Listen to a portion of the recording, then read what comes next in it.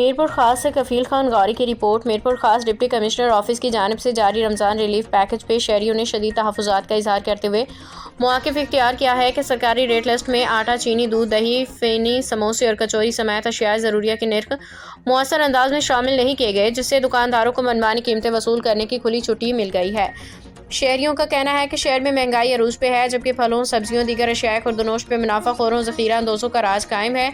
ذرائع کے مطابق پرائس کنٹرول کمیٹی کے اجلاس میں بھی ایسے نرخ مقرر کیے گئے ہیں جو عام آدمی کی پہنچ سے باہر ہیں۔